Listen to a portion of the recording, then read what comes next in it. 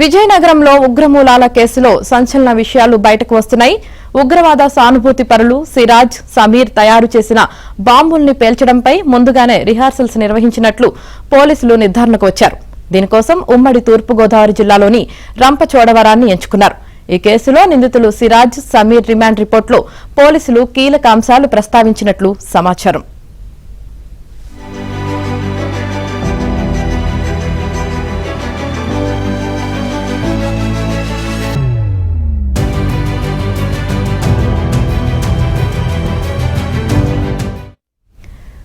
సమీర్, సిరాజ్ కలిసి అల్ హింద్ ఇత్తెహాదుల్ ముస్లిమీన్ సంస్థను స్థాపించారు.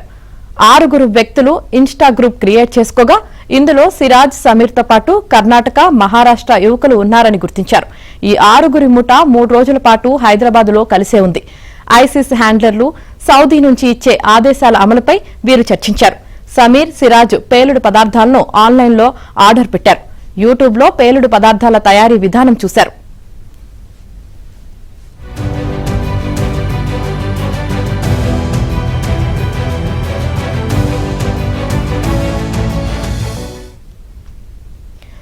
బాంబులు తయారు చేయాలని ఇద్దరికి సౌదీ నుంచి ఆదేశాలు రాగా మిగతా 4కి బాంబులు పెట్టే టార్గెట్లు గుర్తించాలని ఆదేశాలు వచ్చాయి. మరోవైపు అరెస్టు సమయంలో సిరాజ్ వద్ద భారీగా పేలుడు పదార్థాలు లభించాయి. ఈ కేసు విషయంలో ఎన్ఐఏ అధికారులు విజయనగరం 2 టౌన్ స్టేషన్ కు వెళ్లారు. కేసుకు సంబంధించిన విషయాలపై అక్కడి పోలీసులతో ఎన్ఐఏ అధికారులు మాట్లాడారు. మరోవైపు సమీర్ కాంటాక్టులపై పోలీసులు ఆరా తీస్తున్నారు. సికింద్రాబాద్ లో లిఫ్ట్ మెకానిక్ గా పనిచేస్తున్న సమీర్ తల్లి, సోదరితో కలిసి సికింద్రాబాద్ బోయిగూడ రైల్ కలారంగ్ కాలనీలో నివాసముంటున్నాడు. ఆ కాలనీ వద్ద పోలీసులు నిఘా పెట్టారు.